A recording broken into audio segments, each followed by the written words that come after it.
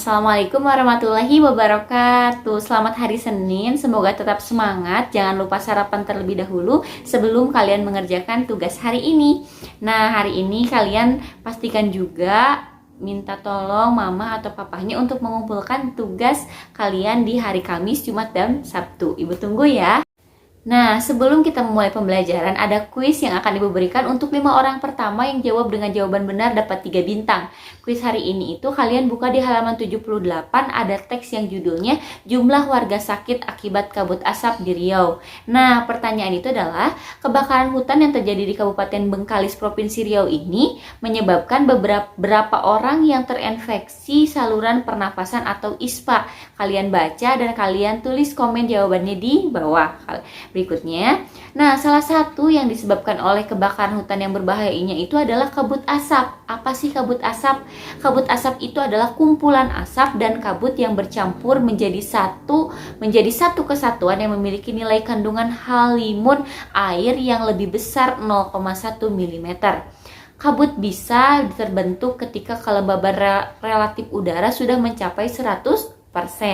Namun proses pembentukannya tergantung pada cukup tidaknya inti kondensasi yang tersedia.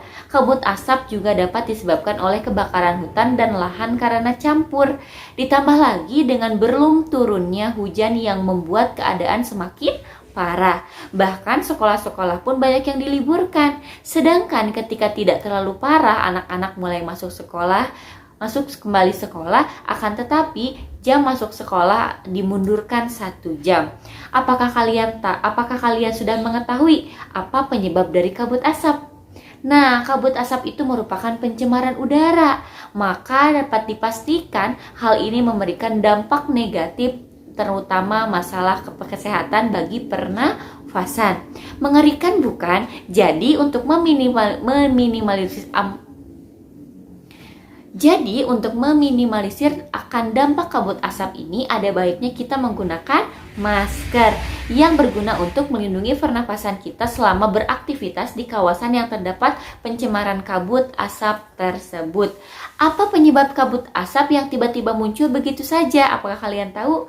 Nah, kabut asap tidak muncul begitu saja, tetapi ada beberapa faktor. Faktor penyebab adanya kabut asap itu dibedakan menjadi 2. Ada faktor alam dan faktor non-alam. Yang akan kita bahas pertama itu adalah faktor alam. Faktor alam, kabut asap itu terbentuk karena adanya pembakaran hutan oleh manusia yang memberikan tujuan bagi kepentingan tertentu.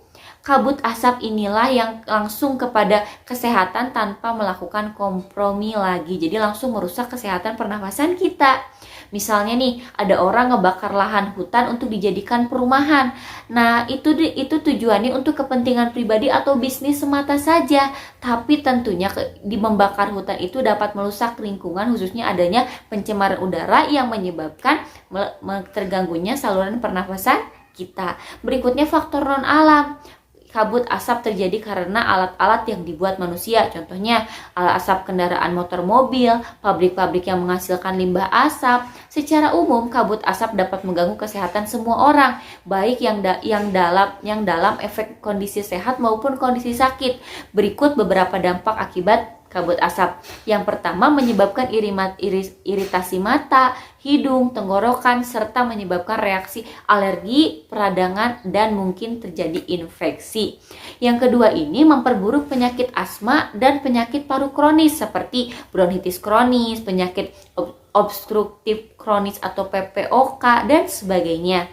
Yang ketiga, kemampuan kerja paru-paru itu menjadi berkurang yang menyebabkan seseorang itu mudah lelah dan mengalami kesulitan bernafas atau sesak. Bagi mereka yang berusia lanjut usia atau lansia dan anak-anak maupun yang mempunyai penyakit kronis dan dengan kondisi daya tahan tubuh yang rendah akan lebih rentan untuk mendapat gangguan kesehatan. Yang kelima, kemampuan dalam mengatasi infeksi paru dan saluran pernafasan menjadi berkurang sehingga menyebabkan lebih mudah terjadi infeksi. Yang keenam, berbagai penyakit kronis juga dapat memperburuk. Yang ketujuh, bahan polutan pada asap kebakaran hutan dapat menjadi sumber polusi di sarana air bersih dan makanan yang tidak terlindungi. Yang kedelapan, infeksi saluran pernafasan akut atau ISPA jadi lebih mudah terjadi, terutama terutama karena ketidakseimbangan daya tahan tubuh, pola bakteri atau virus penyebab penyakit, serta buruknya lingkungan. Nah, Direktur Jenderal Pengendalian Penyakit dan Penyehatan Lingkungan atau P2PL Kementerian Kesehatan Chandra Yoga Aditama memberikan tips untuk melindungi diri dari resiko gangguan asap, yaitu adapun beberapa langkahnya. Yang pertama itu adalah sedapat mungkin hindari atau kurangi aktivitas di luar rumah, terutama bagi mereka yang menderita penyakit jantung atau gangguan pernafasan. Jadi banyak-banyak diam di rumah. Yang kedua, jika terpaksa harus pergi keluar rumah atau ke gedung, maka sebaiknya menggunakan masker.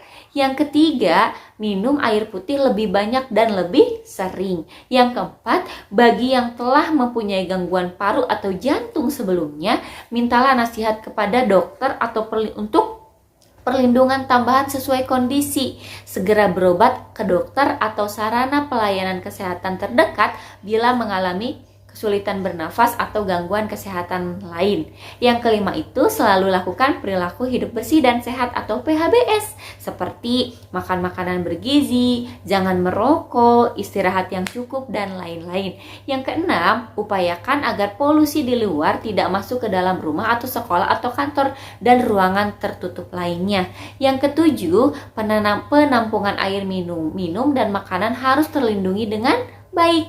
Yang kedelapan, buah-buahan itu dicuci sebelum dikonsumsi. Bahan makanan dan minuman yang dimasak perlu dimasak dengan baik. Berikutnya, itulah bahayanya ada kabut asap. Jadi, kita harus membiasakan pola hidup bersih dan sehat. Sekarang kalian kerjakan uji pembelajaran 1 di halaman 81 sampai halaman 82. Kalian kerjakan bagian 1 dan bagian 2-nya. Nah, untuk hari ini jangan lupa kalian kerjakan juga tugas olahraga dan juga tugas bahasa Inggrisnya. Semangat mengerjakan tugas hari ini dan jangan lupa tetap jaga kesehatan ya. Wassalamualaikum warahmatullahi wabarakatuh. Bye-bye.